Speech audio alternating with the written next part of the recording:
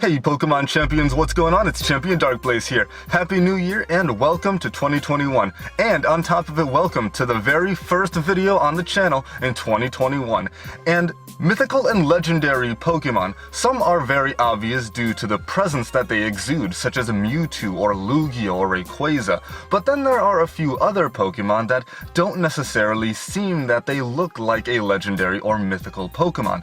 Some notable Pokemon like this are Meloetta or Diancie. However, over the years, there have been many Pokemon that seem as though they should have been legendary or that they were possibly going to be legendary or mythical Pokemon, but never went down that route.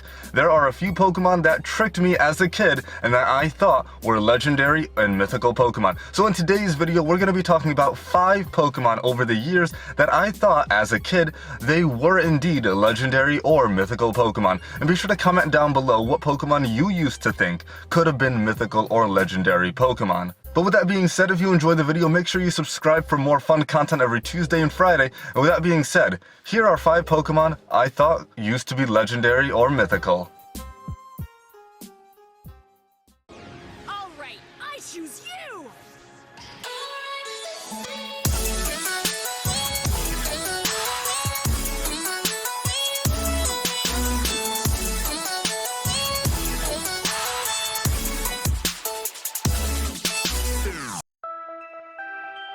So we're going to be going in generational order, and first up on the list is the Johto region, Generation 2.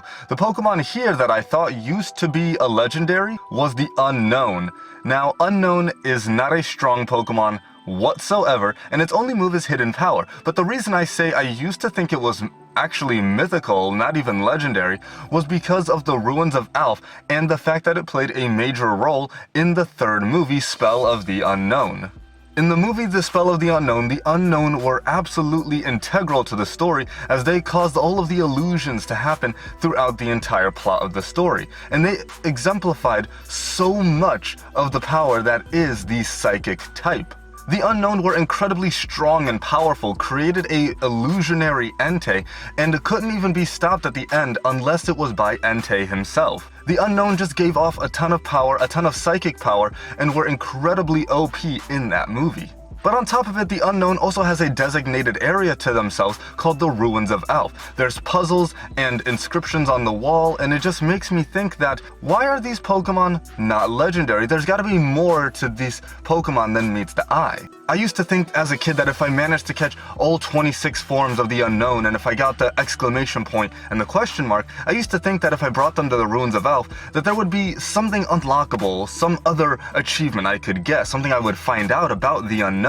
And on top of it, in that special event that you can get with Arceus back in Generation 4 in the Sinjoh Ruins, that is another just big major key point as to why I thought these could have been legendary Pokemon, but lo and behold, they never were. It was just the way they were presented. So for all of these reasons, I used to think Unknown was a mythical Pokemon.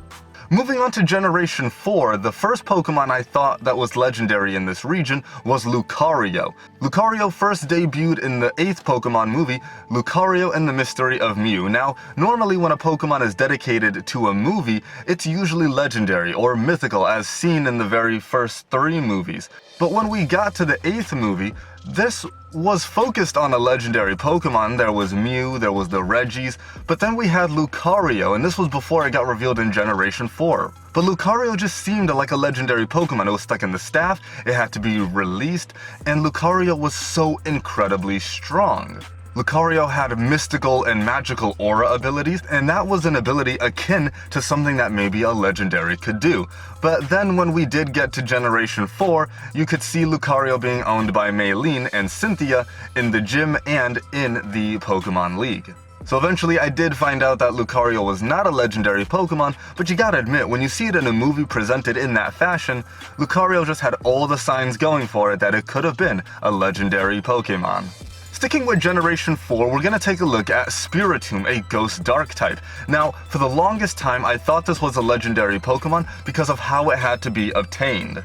I saw Spiritomb in the anime in that episode, Pop Goes the Keystone. In that episode, Spiritomb awakens from the Hollow Tower and wreaks havoc on the townspeople and on Ash and his Pikachu. Spiritomb didn't have that many anime appearances, and on top of it, you can't even see any NPC use Spiritomb in any of the Gen 4 games, mainly Diamond, Pearl, and Platinum. I always thought that, okay, I have the Keystone, let's put it in the tower, and I thought I would be able to unlock Spiritomb that way. But it wasn't until many years later, actually 2020 being the first year that I was actually able to get Spiritomb in that way in Diamond, Pearl, and Platinum, I always thought that Spiritomb had to be legendary if I couldn't even access it by normal means. I just didn't know I had to go in the underground.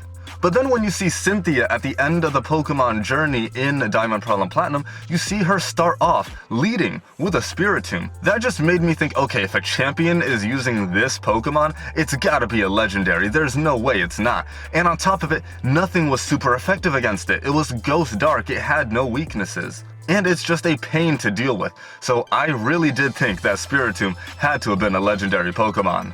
Moving on to Generation 5, the first Pokemon I thought was mythical or legendary had to have been Zoroark. Without a doubt, it was presented as a mythical Pokemon. It had a whole movie dedicated to it, and alongside the legendary beast that popped up in that movie as well, Zoroark just seemed like it had to have been a mythical Pokemon.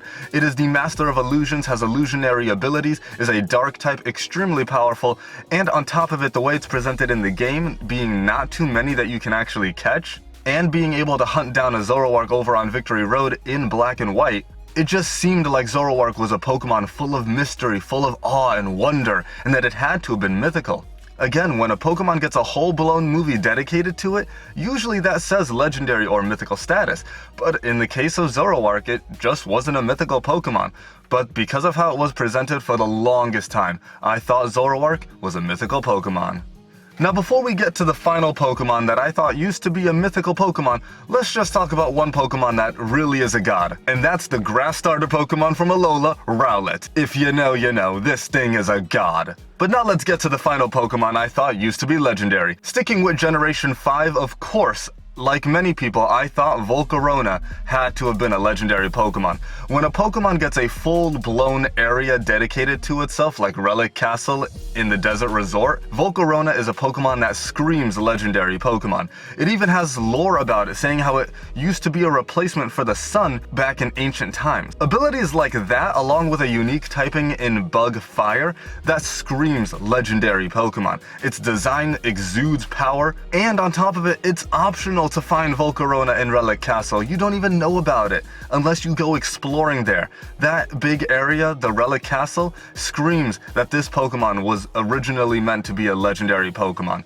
I remember encountering it for the first time in Relic Castle, hearing that music play, seeing its awesome power. There was no way that Volcarona couldn't have been a legendary Pokemon. But lo and behold, it's got a pre-evolution called Larvesta, so it wasn't a legendary Pokemon, even though legendaries can evolve nowadays. But honestly, given how Volcarona was presented along with all the other Pokemon, I definitely thought it used to be a legendary Pokemon.